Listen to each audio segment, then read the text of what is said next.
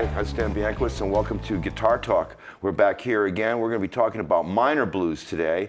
We've been talking about major blues, but now we're going to talk about minor blues. These are blues that were kept way deep in the mines and the coals down in Virginia, and they came up to give us these minor blues. They were also rednecks. No, I'm just kidding. Minor blues is another format, very common, and we're going to, let me introduce to you to Mr. Ken Unack to my right, and to my fabulous left is Mr. Mark Armstrong, and they're going to teach us how to play a little bit of minor blues. Okay? I'll let you guys go for it. All right, well, I think the place to start is first say, the early blues guys, all the way up through the 40s, really played minor blues. They stuck with that major blues. Not that they never played in minor, because they were big songsters. They played everything. Sure. Matter of fact, Mance Lipscomb, in an interview he did, he mentions that he never played the blues at all these fish fries and juke joints until 1 a.m. Then he'd play blues. He said, blues is for late, it's slow, and that's when you play the blues. And all the rest of the time he'd be playing more popular tunes, and many of them would be in minor. But there's a lot you can do with the minor blues. If we play a couple of choruses here, 1, 2.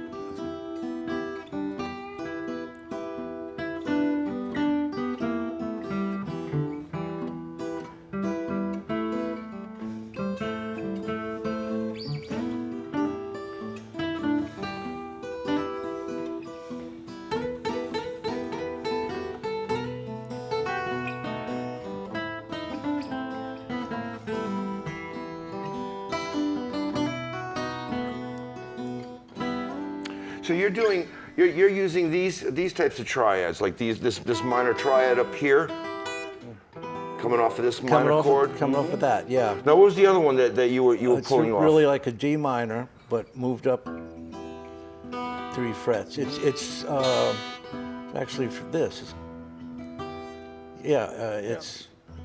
Oh, it's E minor. It's like a D minor here. Yeah. Move it up 3 frets. Yeah. See, and then you get the open string, E. Right. So by using these triad forms, you've got the open. Right. It sounds like you're doing something, but you're not. Now, in this triad form right here in the third position, you're interpreting that E minor. That's the E minor. Right. But now, because the B is part of the chord, by leaving it open, you've got a nice, more of an open tone to it, like you're using more open strings as opposed to closed position. Exactly. Right. One of the things I do when I'm doing this, if you watch me, I'll lift my fingers here Right. Oh, nice. and get these. So it.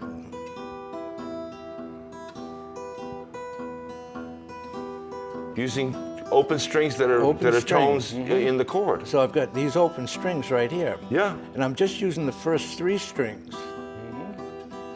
And we've got another one up here. Oop, can't quite do it on this guitar, but. So you've got they're triad inversions. You can also, if you want to go off the first 3 strings, you can start to do them on the next 3. Oh, yeah. Yeah. See? So in this work, we go to an A chord, A minor. Same thing here, using the D minor form. Yep. And we get the open A. Right.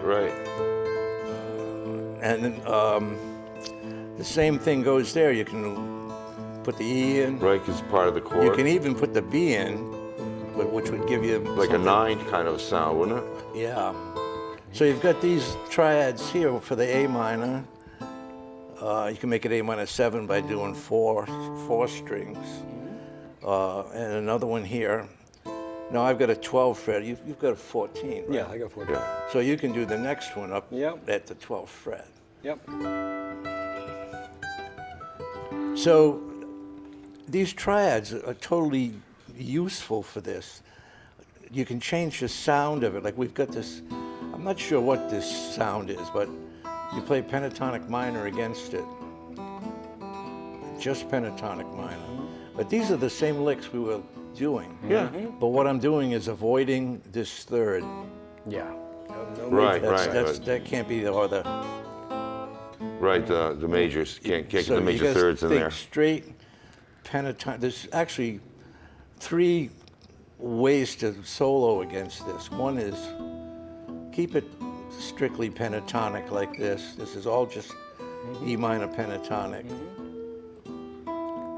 You got to watch the bends because normally we want to bend that up. Yeah, you want to bend to the third. And you Yeah, can't do that. You can put a little bit of a bend on it maybe, but you got to stay away from it. So that you've just got the pentatonic. But you can bend on the 4th, here, the A. That makes a sweet blues sound. Flat 5. Yep. Or the next thing you can do to change the feel of the solo, instead, well, let's go to the A minor, and you can do the same thing in A minor. I'll use the A minor. You can do a blues scale on it, and it works well. The flat 5. Or minor, E minor, but we'll put the blues scale in here.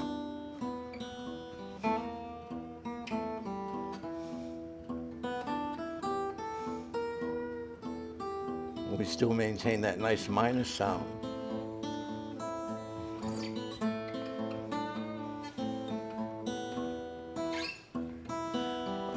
You can get a little fancy, and we'll have Mark do some of this later. Put minor 7, flat 5, flat 13. Now we're getting a little more modern. And on that Little same subject, did they use harmonics with the open strings? Do you think of any Oh, of you the, can use. Yeah. I know we can, but did the question have you? Well, yeah, actually, there's several tunes by Blind Blake. They're not in minor. And he's one of the only guys that early on in the 20s, he did a piece called Guitar Chimes. And he starts the piece out with all harmonics up here. And he does a couple more. I don't play the piece. You have to learn it, right? Yeah. You have to learn it. And he does that on 2 different pieces. He uses harmonics. But I really don't ever hear it. In the early blues, I mean, I don't hear, you hear this sound. They're actually, when they're playing in major, when they're playing alone, now you can't tell whether it's a major or a minor, really, because I can play that against the major chord. Right. See, I'm being major now. Right. Well, you have to target. That's You have usually to target the notes. Right. Yeah. So you've got 2 scales there that you can work on, either the pentatonic minor and for the 1 chord and also for the 4 chord. You used we're in E minor, so you use an E pentatonic minor and then an A pentatonic minor. You can use the E blues scale or the A blues scale, or you can treat it as natural minor, and that changes everything. But listen, here we are in pentatonic, and here we go to natural.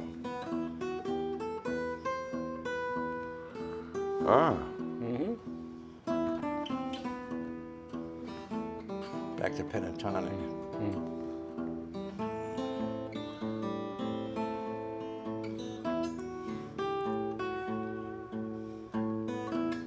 Now, one thing that's nice is when you go to the A, you actually use all the same notes. You don't change any of those 7 notes to go to the A minor. No, you don't change it. But what you do change is when you're doing this in natural minor, you're using the E natural minor or E Aeolian. It's actually a G scale from Which E is, to E. right, Yeah. so it's E, F sharp, G, A, B, C, D. Right. Right, Yeah. so it's got And one. the same for the A minor. Correct. But now, if you want to be technical, Right. you're playing a Dorian scale. Yep. So if I play a little A minor and you play some Dorian over it, changes everything. Now you're playing A Dorian. Yes, which is the same as E Aeolian or natural minor. Right. The Right. You're just Dorian, targeting the different notes. right. Well, there's different resolutions, so that in when you're playing over the A minor, these notes are going to sound more resolved. So these other are going to Yeah. want to resolve want to resolve into those notes. And when you change the chord, it changes the notes that I want to resolve to. So when you go back to the E minor, certain notes are now we're going to want to resolve on that chord. And that's how that kind of goes. But the Dorian sound, this one is more of a jazzier sound. Yeah, it is. Yeah, it's because that note right there. The 6. Yeah, the 6. Yeah, it definitely has that more of an open, whereas the E minor, when we're doing a natural minor, has that minor, that real dark, poignant, kind of mysterious feel to it. It's not a happy minor, it's a sad minor. Yeah. And notice we haven't mentioned anything about melodic minor or harmonic minor. Right. Because they just don't fit in this bluesy style. The only thing you can get, the only way I think of it, I don't really think of harmonic minor, melodic minor, but I think more of when the B7 chord comes up, when the 5 chord comes up, I'll throw D sharps in at times. Okay. I'll acknowledge the chord, that note is outside of the scale in this chord. We have this chord, and this note is not in the E natural minor scale, and that's why they created the harmonic minor scale, was to account for this chord. So they get, just like you were saying a little before, if you don't do that alteration to the 5 chord, you don't get this real strong cadence. You don't get this strong resolution. And so when you add that leading tone, which is that half step before the root, it really gives you, and you can really hear how that resolves, right. you know, and that's what you should be doing when you're thinking about these solos, is listening to what the notes are here. If I'm playing natural minor, well, that's going to go somewhere. Yeah. You know, you can't hold on to that. Yeah. you're creating tension. It's got to come down here. Yep. You know, but you're going to create that tension and release it. Well, that's what makes music interesting. Yeah. You need to create the tension and then Right. release it. Otherwise, it's all white bread. Yeah. So I think from what you were saying, or we were saying Dorian, if we treated the E minor, Yeah. if we treat that as Dorian, then we get another, we can do E minor 7, E minor 6. Oh, right, yeah.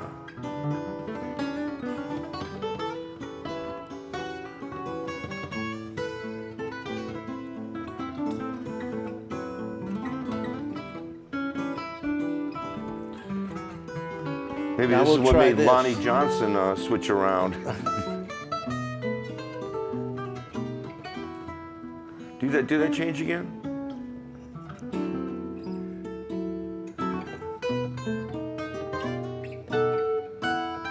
Nice. Isn't that nice? And Yeah. then you can slide right back into this stuff.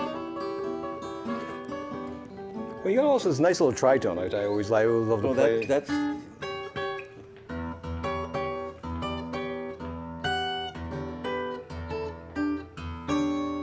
This is with E That's being Dorian. With Dorian, you get that bite. But you Yeah. can see it has more of a jazzier flavor to Yeah. it. You know, it definitely doesn't have that quite as dark a sound. That's why I just said, like, what probably made Lonnie Johnson move over a little bit. yeah. Oh, Lonnie, yeah, I've been working on his stuff. Yep. But, Can I, before we Sure. jump off of this, I want to talk a little bit about the triad stuff that we Oh, yeah, started with. sure. Yeah. So another way to come at the guitar, and I think we've talked about it in previous guitar talks, is thinking more linearly. Yep. Right? So if you take the E natural minor scale and put it on the top string, which is really nice because you have E as the lowest note. Yep. So you have E, F sharp, G, A, B, C, D, E. So what you can do is, just as we've been doing a lot of this monotonic bass.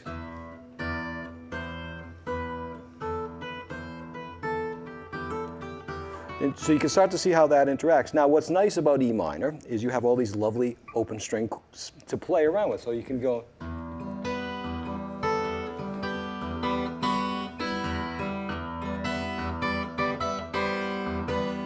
Right, so you can just. Right, because if you Just just eliminate these two notes, these are That's an are E the minor open chord, strings. right? Exactly.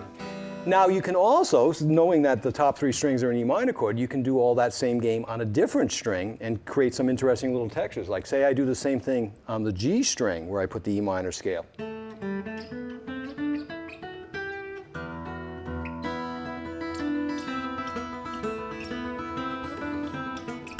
know, you can do all these little interesting little games that only guitars can do. Yeah, only guitars can do it. You know, piano cannot do these kind of games, and those are fun. The other little thing I want to show you is also how do you take that scale and have it interact with the chords. All right, so we have this chord, we have this chord, and we have this chord, all the E minor chords. Yeah. If we take that and we go back to the scale on the high E string, and we say we're going to use those notes where we can.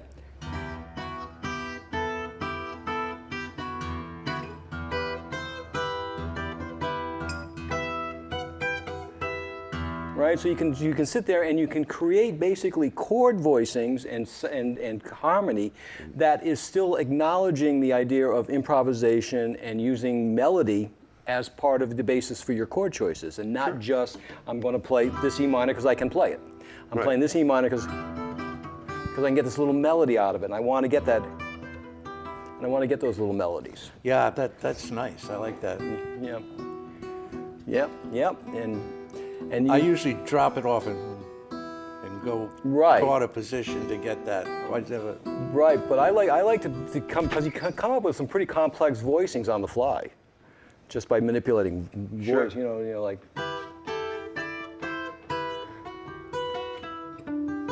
Yeah, that's nice. You know, and also, you know, I'm just going for it. It's just like I see those notes and I'm saying, okay. And that's more like a keyboard player, because keyboard player sees those notes and says, oh, that looks like a good note to add. That sounds like, you know. And whereas guitarists are going, where's that shape? Where's that shape? Yeah, yeah. You know? So. No, that makes You're sense. thinking more linearly all the time. Right, I think a lot this way on the guitar, because to me, that's where the logic of the guitar makes sense. Is everything is unique on a single string. Everything is directly related to movement. Pitch goes down, arm goes down. Pitch goes this way, pitch goes up. Arm goes this way, pitch goes up. And that's much more direct than going across the neck. Well, it's partially what Mick Goodrick's technique. Yeah, exactly. Yes, yeah. We should honor Mr. Yes, Goodrick. Mr. Goodrick, who I studied with back many years ago. And he's also, you know, just go a little aside there on Mick for a second about doing the single line. Yeah, Mick, you know, he has like called the science of the unitar, you know, playing on a single string. And it's like, you know, once you start really looking at the neck from this angle, you really start to understand more. And the way I look at it as, when I add a new string, I'm thinking that as a new voice, as if there was someone else singing with me. Interesting. Yeah, so I do a lot of orchestration this way. So if I was playing in the...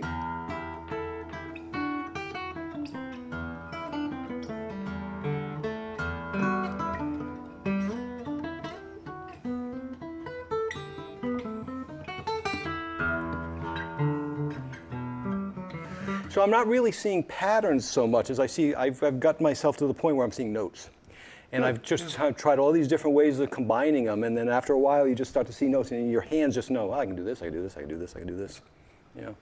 So that tends to be the Mick approach. Yeah?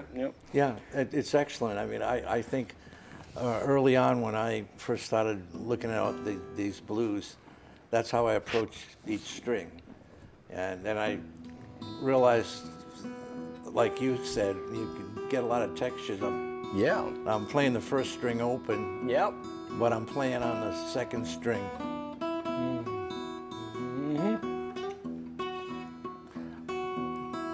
So then I add a third string. I can't do it as well as you.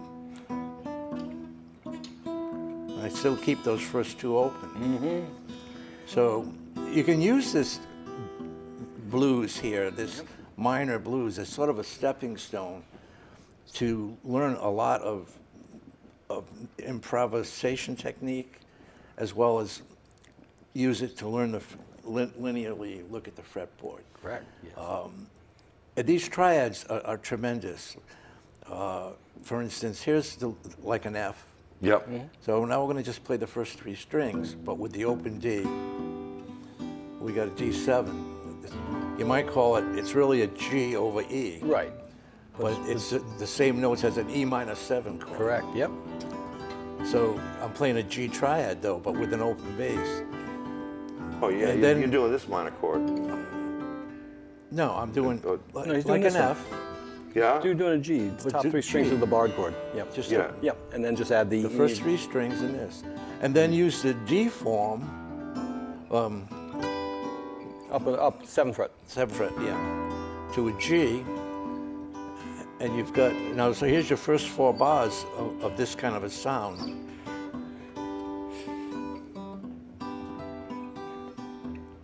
Changed it up.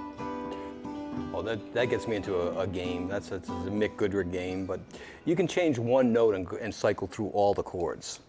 So if you start from the G, and you go up in thirds, you just go up in thirds. So you go G, E, C, and then, well, actually, yeah, G, E, C, A, and then you go F, or F sharp, diminished because of the key we're in, and then you go D, and then you go B minor, and then you're back to G. And you just keep doing it, and you just keep going through that cycle 3, and you just step through all the chords that way, one after another. You're just changing one note in the previous chord.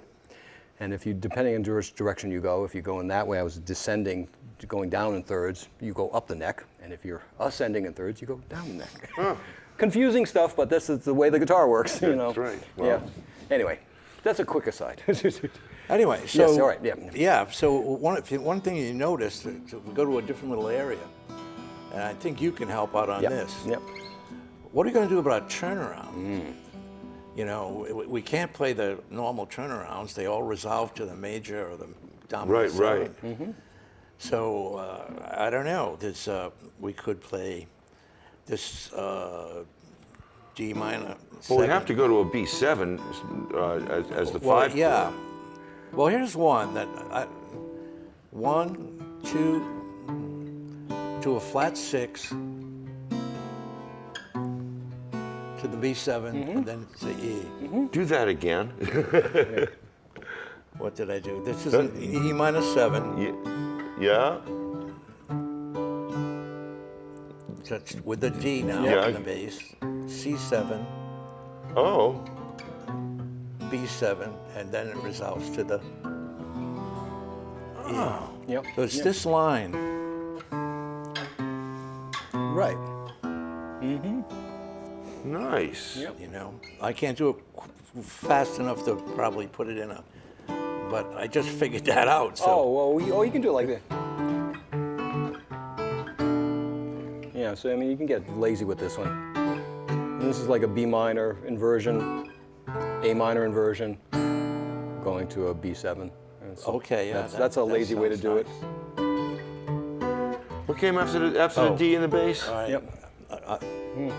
To a D in the bass, bottom 3 strings. Yeah. Now go right to a C7 chord. And now a B7. Right. Then E minor. So that's a lot of the terms. So in the 7th and 8th measures, right? No, 9th and 10th measures. Yes. Where normally we have the 5 chord going to the 4 chord. Very often in the blues they reverse it. And so you have, instead of going dominant, which is what the 5 chord is, and subdominant, which is the 4 chord, you put the subdominant first, which, as you were showing there, is basically the C, is acting like that. But also, as you've shown before, is the F sharp minor 7 flat 5. The 2 chord, I know this sounds like a lot, F sharp minor 7 flat 5, used to be called half diminished. But anyway, it's a big name for a chord that's actually easy to play. Yeah. I like to play it because it is easy. Yes, exactly. But it is a chord that probably is a little more from jazz than it is from the blues, but it helps get back to the 1 chord very nicely. So if you're doing the blues, and then they would go to the 5 chord, and then go back to the 1 chord. And that's a very common kind of turnaround. So where you're using, so you're kind of reversing the order of the subdominant dominant. And then what you did was another little game they do, which instead of playing the minor 7 flat 5, you do some kind of C, which is a flat 6. Can you tell us some more about the flat 6? Well, the flat 6 is actually, I don't know exactly the names of them but they are in classical music. Those are those German 6 chords. Neapolitan 6. Yeah, all those chords are basically these minor 6 chords that are very cool. And essentially it is that one of the strong resolutions in the minor scale is that C going back to the B, right? So if you have a chord built off of that, you're going to have a chord that really wants to resolve and really sets up. In this case, the C wants to resolve to the B, and so that's really setting up. And, you know, using the flat 7 just makes it even want to resolve it that much more. You could even do things like, right, and get this dark, really, really jazz-like chord. You can go major sevens, you know, and do all that kind of stuff. So, but that's where the C. But if you look at it, this is an F sharp minor 7 flat 5 chord in inversion. Here's a C major 7, right? Here's a C major 7 with a sharp 11. If I take it, that's F sharp minor 7 flat 5. So they're very closely related chords. So even though we call them things and you say, oh, that's a flat 6, and that's a 2 minor 7 flat 5, you go, yeah, but it's kind of the same sound. Yeah. It's just different aspects of the same sound. You would think that when people are playing off the sound, they've heard those. You know? Exactly. They must have come across it somewhere along, whether they stumbled upon it like Goodyear or you know, worked their way into it. Well, in the major, the blues guy, we were in E major, they're always doing this. Right. Sure. What is that? You know, what's a 5 of 5? Well, Yeah, it's a sub 5 of 5, but Berkeley anal. But the Shut up here. But the thing is the use of it is so easy. That's one of those guitar things that when guitarists do stuff like this, they don't even think of it as they're changing the chord. They just go, I'm just moving a half step away, but that's not a different chord. It's like, yeah, it is. If you're playing a piano, you'd go like this. It's a different chord. But again, it's tension and resolution. Right, exactly. But I don't think they overanalyze it. I think I think they just said they moved it up. Oh, that sounds pretty good, and we'll keep the B in it too. Exactly. Yeah, exactly. And it resolves nice. It sounds cool. Yep. Oh, that's cool. Yeah. And then move it up again, you know.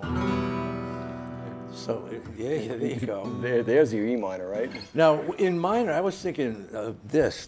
In minor, what did I do here? I did that C7 to a B7 to the E minor. Well, this 6, this flat 6, 7, is actually taking place of the 4 chord. Right. That's really what's happening. Yeah. And if you look at it, and if we think of the 4 as, say, an A minor 7 in E minor, we've got C, E, G, and we're just those 3 notes are in the 4 chord. Correct. And we're just adding a flat 9 basically to it. Yeah. So we need a flourish to go out. Yes, we got 16 seconds. Oh, Oh, there you go. They're good. Hey, thanks for watching. We're going to do a continuation, I think, of this. I think there's still some more material to be looked at, and then bring it back into modern versus old. Until next time.